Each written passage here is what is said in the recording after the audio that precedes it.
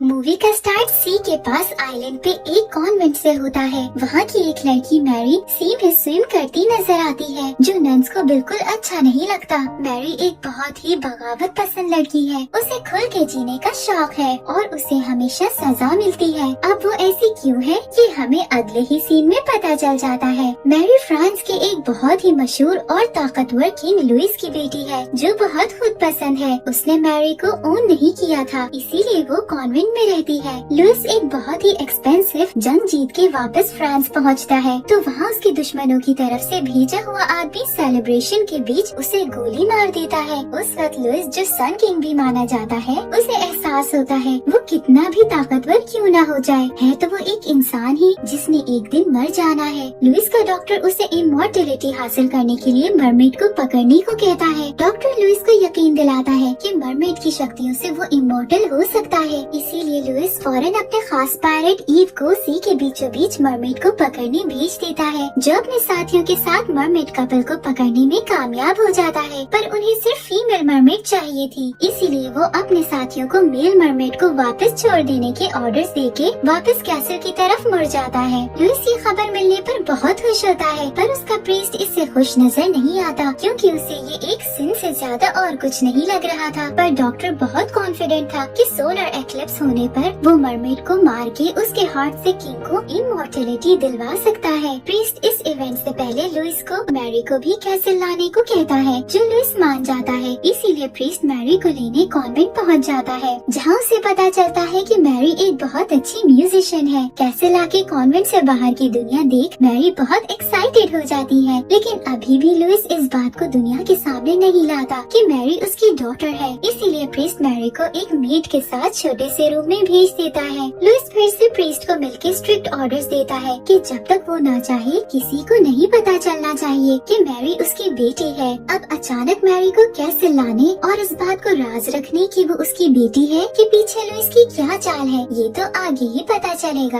Mary को उसकी made castle का टूर दे रही होती है, तो हर किसी की नजर मैरी पे ही रहती है, क्योंकि इस वक्त वो एक मिस्ट्री गर्ल है, जिसे किंग कैसल क्यों लाया है ये कोई नहीं जानता। मैरी के फाउंटेन देखते हुए एकदम किंग वहाँ आता है, जिसे देख मैरी नर्वस हुई पानी में गिर जाती है। पर आखिर है तो वो किंग की बेटी ही, इसीलिए वो उसे बहुत अच्छे से ट्रीट करता है। ईव मरमेड को लेके कैसल पहुँच जाता है। किंग इमॉर्टलिटी हासिल करने के लिए इतना पागल होता जा रहा था कि वो प्रीस्ट की एक नहीं सुन रहा था, उसे बस वही सही लग रहा था जो डॉक्टर उसे कहता है। जब वो मरमेड को देखने जाता है तो उसे पता चलता है कि मरमेड की हालत अच्छी नहीं है, ना वो कुछ खा रही है, ना पानी से ऊपर आ रही है। डॉक्टर का कहना था कि उनके रिचुअल के लिए मरमेड का हेल्दी रहना बहुत जरूरी है, इसीलिए लुइस ईव को वार्न करता है कि वो मरमेड का ख्याल रखे, वरना उसके साथ अच्छा नहीं होगा। सीन्स मैरी पे शिफ्ट होते हैं, जो म्यूजिक की प्रैक्टिस कर रही थी। तभी उसे एहसास होता है जैसे कोई उसे बुला रहा हो। उस आवाज का पीछा करते हुए मैरी केव में मरमेड के पास पहुंच जाती है। मैरी मरमेड के साथ बात करने की कोशिश करती है, तभी ईव वहाँ पहुँच के उस पर गुस्सा होने लग जाता है। मैरी उसे बताती है कि मरमेड ने उसे यहाँ अपनी म्यूजिक की आवाज से बुलाया है, जो अब वो इस्तेमाल करके पूरी दुनिया को सुनाएगी। ईव ये सब देख बहुत हैरान होता है। अगले दिन जब मैरी वही म्यूजिक प्ले करती है तो लुइस को बहुत पसंद आता है और वो प्रीस्ट को ऑर्डर करता है कि मैरी को बॉल पे लाया जाए। मैरी की मेड उसे बॉल के लिए तैयार करती है, पर मैरी को वो लुक बिल्कुल पसंद नहीं आती। जब वो अपनी सिंपल और खूबसूरत से लुक में बॉल के लिए पहुँचती है तो सब उसे देखते ही रह जाते हैं। किंग की नजर मैरी से नहीं हटती है, पर अभी भी वो उसे अपनी बेटी होने का टाइटल नहीं देता है। फिर वो मैरी को डांस सिखाने लगता है। उसी दौरान एकदम उसे मैरी में उसकी मदर का विजन नजर आता है और वो चौंक के रुक जाता है। मैरी ज्यादा से ज्यादा वक्त मरमेड के साथ गुजारने लगती है, जिसकी वजह से मरमेड की हालत बेहतर हो जाती है। इसी सब में मैरी और ईव भी क्लोज आना शुरू हो जाते हैं। डॉक्टर ये सब देख लेता है और वो अपनी आगे की प्लानिंग शुरू कर देता है। लुइस मैरी को उसी गार्डन में ले जाता है जहाँ वो उसकी मदर की पेंटिंग बनाया करता था। लुइस ज्यादा से ज्यादा वक्त मैरी के साथ गुजार के उसे समझने की कोशिश कर रहा था। लुइस जीन, जो कि फ्रांस के बहुत बड़े मर्चेंट का बेटा है, उसे उसकी मुश्किल हल करने में मदद करता है और जीन को उसके फादर की सारी प्रॉपर्टी का मालिक एक बना देता है। जब लुइस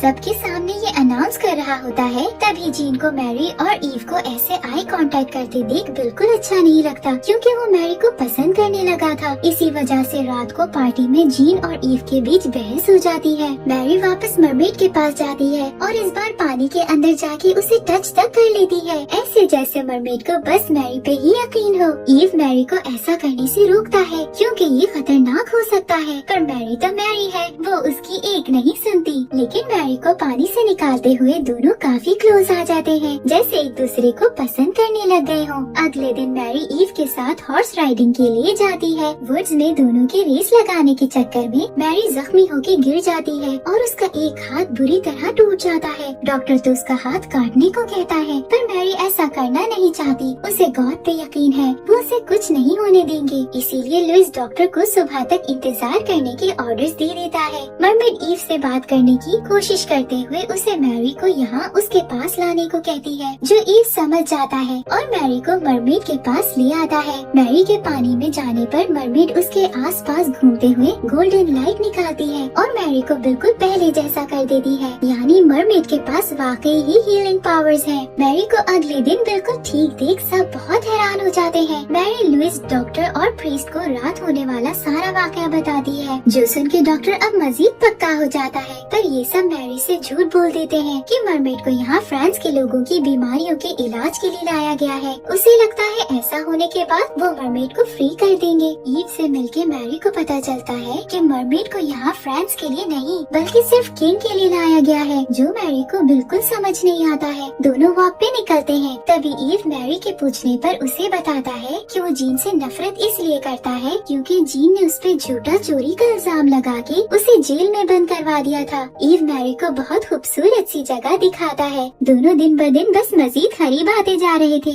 मैरी ईव को कहती है कि उसकी विश मरमेड को वापस आजाद होते देखना है। दोनों एक दूसरे से प्यार का इजहार करते एक ब्यूटीफुल सी किस शेयर करते हैं। सीन्स किंग पे शिफ्ट होते हैं, जो जीन को अपने पास बुला के उसे ये बता देता है कि मैरी उसकी बेटी है और जीन को मैरी से शादी करने को कहता है। जीन तो पहले ही मैरी को पसंद करता था और कौन किंग का दामाद नहीं बनना चाहेगा, इसलिए जीन फौरन हाँ कर देता है। प्रीस्ट को किंग का ये फैसला भी पसंद नहीं आता। उसका कहना था कि किंग को मैरी की मर्जी पूछ लेनी चाहिए, पर लुइस को मैरी की मर्जी से कोई मतलब नहीं था। प्रीस्ट को बहुत गुस्सा आता है और वो लुइस से कहता है कि उसे इतना भी खुद पसंद नहीं होना चाहिए। ये उसे अच्छा किंग चाहे बना दे, पर एक अच्छा इंसान कभी नहीं बनने देगा। मैरी वापस मरमेड से मिलती है, जो उसे अपनी बैग का सहारा दे के अंडर वाटर स्विम करती है। ये एक बहुत ही इंटरेस्टिंग मोमेंट होता है। उसके बाद किंग मैरी को अपने रूम में बुला लेता है, जहाँ वो मैरी पे रिवील करता है कि मैरी उसकी बेटी है। लुइस बताता है कि मैरी की मॉम बिल्कुल मैरी की तरह बगावत पसंद थी। लुइस को ये पता चलने से पहले ही कि मैरी उसकी बेटी है, मैरी की मॉम उसे कॉन्वेंट में छोड़ के वहाँ से भाग निकली। लुइस उसे मजीद बताता है कि वो एक खुद पसंद इंसान है, उसे बस अपनी और फ्रांस की बेहतरी से मतलब है। यही वजह है कि उसने मैरी को यहाँ बुलाया है। इस वक्त फ्रांस जंग की वजह से बिल्कुल गरीब हो चुका है और वो मैरी की जीन से शादी करवा के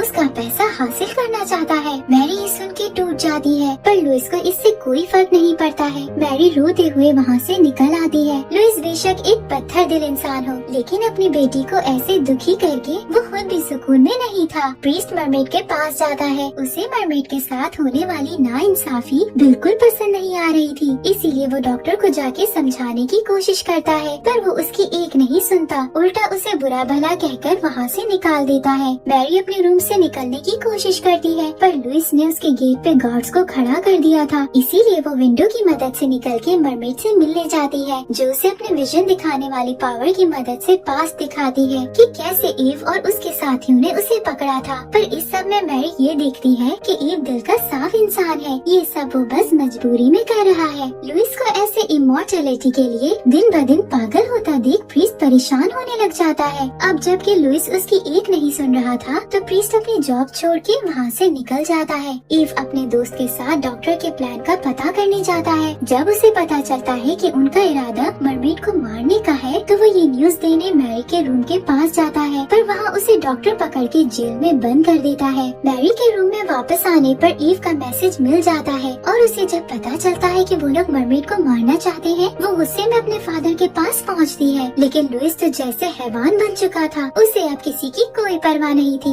अगर थी तो बस इमॉर्टैलिटी हासिल करके हमेशा के लिए फ्रांस का किंग बनने की। इसीलिए वो मैरी को शादी के लिए तैयार होने जाने का बोल देता है। ईव को जब पता चलता है कि मैरी की शादी हो रही है तो उसे लगता है इसमें उसकी मर्जी है, इसीलिए वो अब बस जो किंग के ऑर्डर है उन्हें फॉलो करने का फैसला करता है। प्रीस्ट मैरी से मिलके उसकी मदद करने को तैयार हो जाता है, पर इसके लिए वो उसे वेडिंग के लिए तैयार होने का कहता है। मैरी के ऐसा करने पर वो उसे गार्ड से बचा के भगा देता है। मैरी मरमेड के पास पहुँच के देखती है कि ईव उसे मरवाने के लिए पानी से निकालने की तैयारी कर रहा है। मैरी ईव से अपने प्यार का इजहार करते हुए मदद मांगती है और यकीन दिलाती है कि मरमेड को आजाद करके दोनों वैसी ही जिंदगी गुजारेंगे जैसे वो चाहते हैं। ईव अपने साथियों को शिप निकालने का बोल के भेज देता है। खुद मैरी के साथ वो मरमेड को ब्रिज के उस तरफ ले जाने की प्लानिंग करने लगता है जहाँ से मरमेड सी में चली जाएगी। लेकिन ये सब इतना आसान नहीं था। डॉक्टर को मैरी के भागने का पता चलता है तो वो केव में पहुँच जाता है जहाँ उसकी ईव के साथ हाथापाई में ईव को गोली लग जाती है। मैरी मरमेड को ईव के साथ भागने का बोल के खुद डॉक्टर के साथ लड़ने लगती है। वो डॉक्टर को रस्सी से बांध के उल्टा लटका देती है।